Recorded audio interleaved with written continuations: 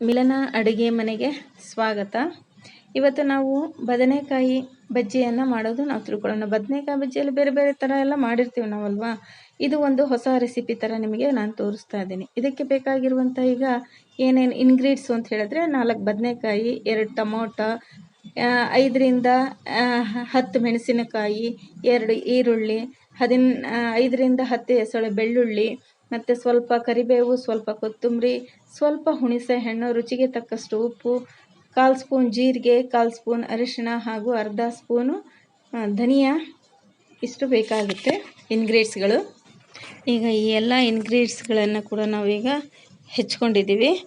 ಇದನ್ನೆಲ್ಲ ನಾವು ಕುಕ್ಕರ್ಗೆ ಹಾಕೋಣ. ಹೀಗೆ ಈರುಳ್ಳಿ, ಹಸಿಮೆಣಸಿನಕಾಯಿ, ಟೊಮೊಟೊ, ಕೊತ್ತಂಬರಿ ಹಾಗೂ ಬದನೆಕಾಯಿ ಎಲ್ಲವನ್ನು ನಾವು ಹೆಚ್ಚಿಟ್ಕೊಂಡಿದ್ದೀವಿ. ಈಗ ಒಂದು ಕುಕ್ಕರನ್ನು ತೆಗೆದುಕೊಂಡು ಹೆಚ್ಚಿಟ್ಕೊಂಡಿರುವಂತಹ ಪ್ರತಿಯೊಂದು ಇಂಗ್ರೀಡಿಯೆಂಟ್ಸನ್ನು ಕುಕ್ಕರ್ ಒಳಗೆ ಹಾಕಿ ಒಂದು ಅರ್ಧ ಗ್ಲಾಸಷ್ಟು ನೀರನ್ನು ಹಾಕೋಣ. ಯಾಕೆ ಅಂತ ಹೇಳಿದ್ರೆ ಇಲ್ಲಿ ಟೊಮೊಟೊ ತೊಗೊಂಡಿರೋದ್ರಿಂದ ನೀರು ಹೆಚ್ಚಾಗಿ ನಮಗೆ ಬೇಕಾಗಿಲ್ಲ.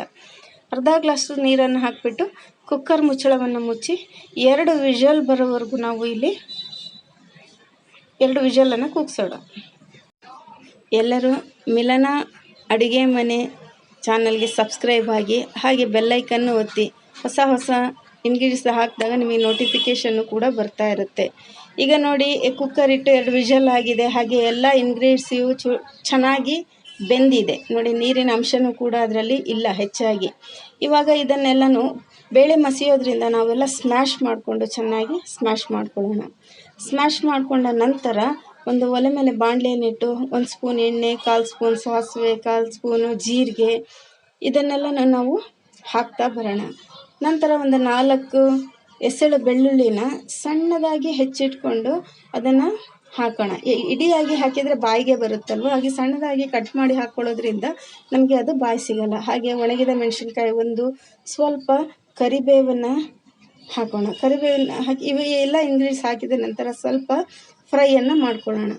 ಫ್ರೈ ಮಾಡಿದ ನಂತರ ಇದಕ್ಕೆ ಒಂದು ಮುಖ್ಯವಾದ ಇಂಗ್ರೀಡಿಯೆಂಟ್ಸನ್ನು ಮಿಕ್ಸ್ ಮಾಡೋಣ. ಅದು ಯಾವುದಪ್ಪ ಅಂತ ಹೇಳಿದ್ರೆ, ಸಾಮಾನ್ಯವಾಗಿ ಎಲ್ಲರೂ ಈ ರಸಮ್ ಅದು ಇದು ಮಾಡಿದಾಗ ಅದನ್ನು ಸಾಮಾನ್ಯವಾಗಿ ಯೂಸ್ ಮಾಡ್ತಾರೆ. ಈಗ ಇಂಗನ್ನು ಸ್ವಲ್ಪ ಮಿಕ್ಸ್ ಮಾಡೋದ್ರಿಂದ ಅದು ಫ್ಲೇವರು ಚೆನ್ನಾಗಿರುತ್ತೆ.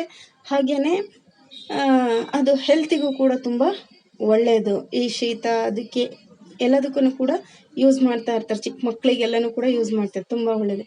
ಈಗ ಈ ಒಗ್ಗರಣೆಯನ್ನು ಸ್ಮ್ಯಾಶ್ ಮಾಡಿದ ಇಂಗ್ರೀಡಿಗೆ ಹಾಕಿ ಅದರ ಮೇಲೆ ಕೊತ್ತಂಬರಿಯನ್ನು ಉದುರಿಸೋಣ. ನೋಡಿ, ಈಗ ಈ ನಮ್ಮ ಬದನೆಕಾಯಿ ಇಂಗ್ರೀಡಿಯೆಂಟ್ಸ್ ಸವಿಯಲು ಸಿದ್ಧವಾಗಿದೆ.